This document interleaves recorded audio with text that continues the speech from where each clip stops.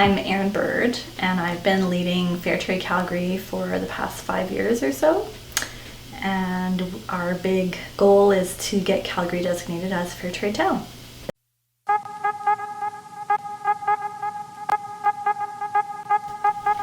So fair trade is meant to alleviate poverty and reduce inequalities by making sure that producers of goods, mostly in the developing countries, have fair wages, are working in good working conditions with no child labor, no slave labor, that they're employing environmental standards, so they're limiting the use of pesticides or chemicals.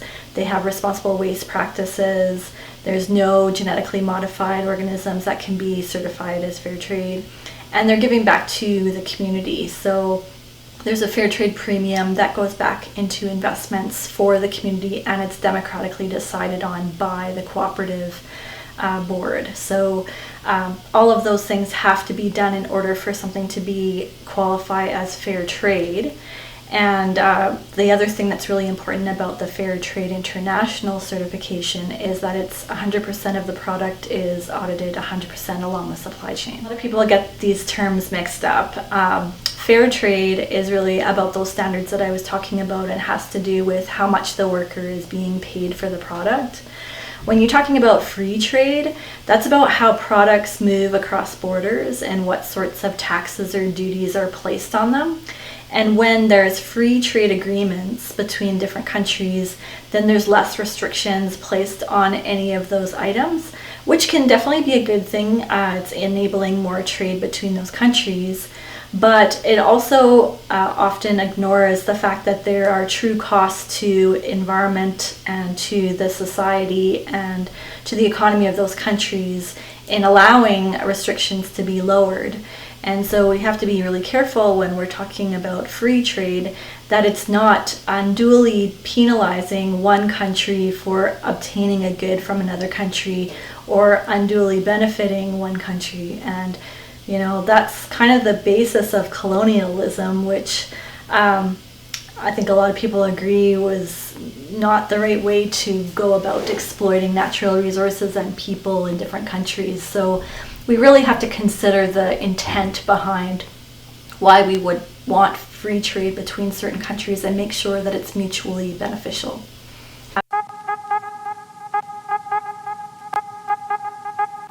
But when you're talking about fair trade in clothing, we're generally talking about cotton. So cotton is the only natural product in clothing that can be certified 100% along the supply chain.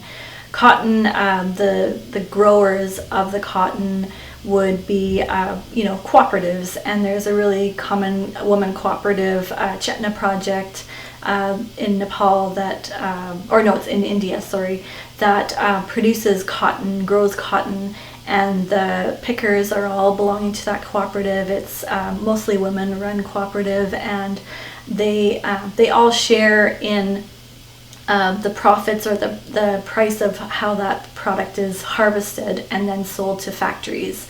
Clothing being a little bit more of a complicated supply chain, because once the raw cotton gets ginned, spun into yarn, and then placed in the factories, then the factories do the weaving or the knitting and then create the fabrics, which then have to be cut and dyed and sewn in order to create a garment. So the interesting thing about fair trade is that, or the Fair Trade International system, is that every single step of that process has to be audited, and the workers who belong to those factories, the workers who are doing, whether it be the raw cotton, whether it be the cutting and sewing, whether it be the dyeing, all have to have checks done to make sure that they're being paid proper wages, they're working in ethical working conditions, that they are being paid a certain amount, that they're getting premiums that are given back to their community for investment. And so then that final product comes to a store, and the store also in the country of where that product is being sold also gets audited. So that's where Fair Trade Canada comes into play, because any licensee or trader in Canada that's part of the system and is carrying fair trade goods then also has to be audited for how they're handling the good and selling it, and making sure that if they're doing any sort of post-production. For coffee, it would be if there's a local roaster who's roasting the fair trade coffee beans, then that local roaster still has to be audited to make sure that they're complying with the fair trade standards.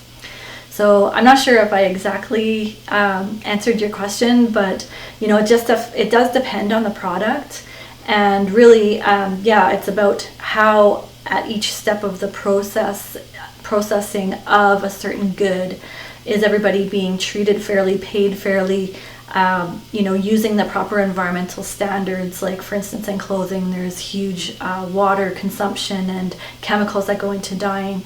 How are those chemicals being treated? How are those waste products being treated? Making sure that it's not going into a drinking water source, or that it's not unduly polluting the environment. Those are all checks and balances that have to be put in place in order for a product to become fair trade. A lot of people don't realize there are so many industries that should be touched and are being touched by fair trade. So one that a lot of people wouldn't think about is mining. So mining for minerals. There are actually fair trade golds, silvers, precious stones.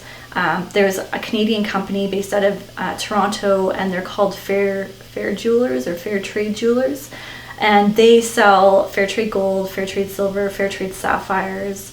And it's the only company in Canada that I know sells certified fair trade minerals.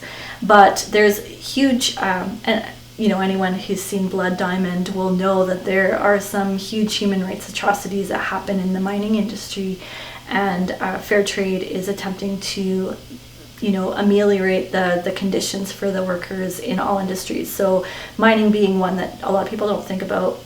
Another one being cosmetics. So when you're talking about skin cream, some of the basic ingredients that go into skin cream are shea butter, coconut oil, cocoa butter.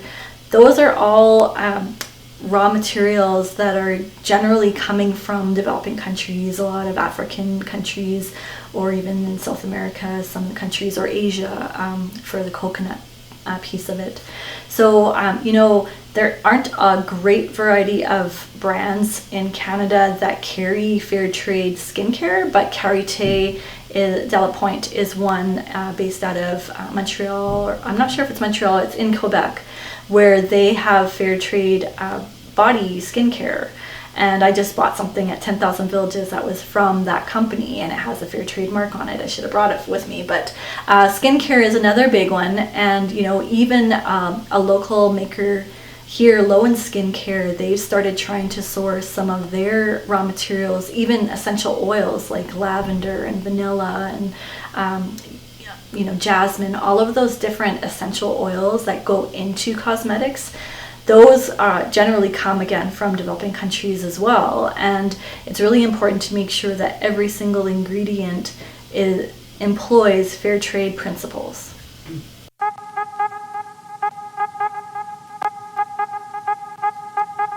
I think it's ironic because fair trade, that message has always been that yes, pay the fair amount to that person for their product, for the service that they're providing. And it's been intrinsic in the fair trade movement.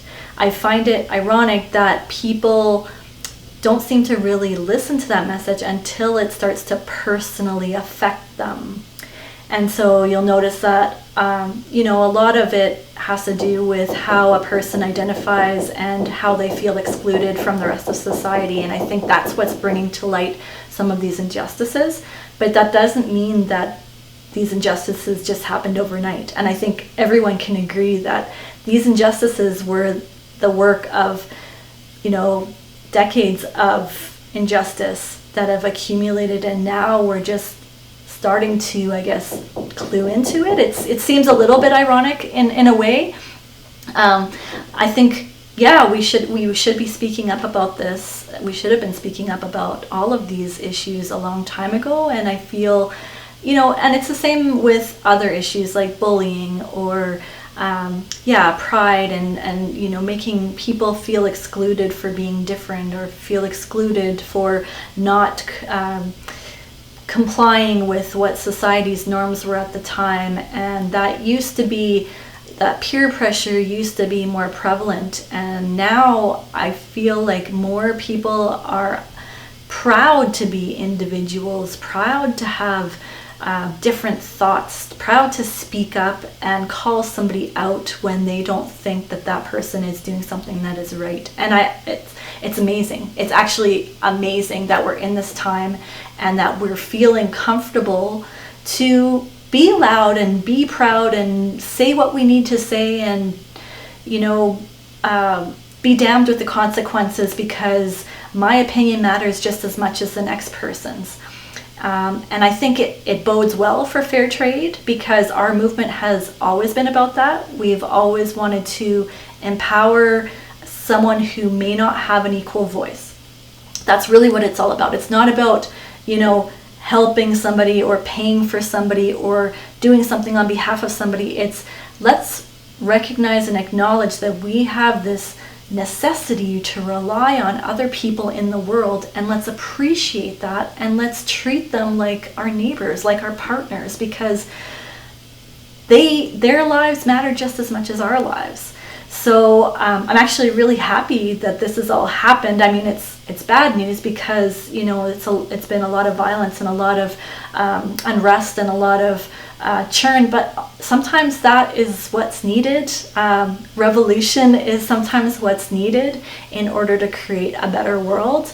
And so in a way, I feel pretty happy and empowered myself that some of this is happening and that we're going to change the world. I feel like we're really going to change things, which is amazing because some of these issues have, like I said, run dormant for decades and centuries to some extent. So, well, I mean, I'm really hopeful that people aren't going to forget and that we're going to continue to think about these issues and speak up about them even after we've transitioned back to semi-normal of whatever the new normal looks like. That's my biggest fear, I guess, is that we become complacent again and sort of go back to the way things were. And also I feel like a lot of times we say one thing, but our actions speak volumes on another. And the one example I'm just going to use is, people have used the excuse that we're in a pandemic and we need to buy certain things and therefore Amazon is the solution. And if you're saying that Amazon is the solution, then to me you're saying, certain lives don't matter as much. I have to say it, like that action, it may seem like a very innocent action, but that action is speaking volumes to me that certain people's lives don't matter as much as yours and your convenience. And to me, that's retroactive. So in that regard, I'm being maybe a bit pessimistic, but I'd like to be optimistic and say that the people who really truly believe that things have to change will continue to talk about it, and it's not going to be an issue that's going to run dormant. Even when you think about Me Too movement and think about Black Lives Matter, people, it's been however many weeks or months since certain instances of things have happened and people have continued to talk about it. So I'm hopeful that means that we're not going to forget and we're not going to go back to the way things are, but we have to recognize that sometimes changing the world is inconvenient, and we have to be okay with that inconvenience because it's leading us to a better future. And fair trade is very intrinsically enmeshed in climate change as well, and a lot of people don't see, a lot of people see issues as very separate silos. there's so much interconnectedness when you think about the Sustainable Development Goals, when you think of climate action, when you think of gender equality. They're all very intermeshed. But people like to deal with issues one at a time. And unfortunately, that doesn't really work very well. So I think this change, it's making a bunch of different issues kind of have to change at the same time. You can't tackle one without tackling a bunch of other ones too, which is good news, because it means that the more we work on one Sustainable Development Goal, the more we're working on all of them, which is amazing. And and that's the optimism I'd like to bring, is that, if we keep talking about these issues, if we keep working to solve even one of these issues, we're going to be tackling all of these issues, and we're going to hopefully be changing the world for the better. And just as much to blame as other people, I sometimes bow down to the convenience of it just because I can't be bothered, but because it's tiring. It's tiring to always be trying to look for the ethical solution, the sustainable solution, but at the same time, we can't give up that fight. We have to be ready for life to be inconvenient sometimes.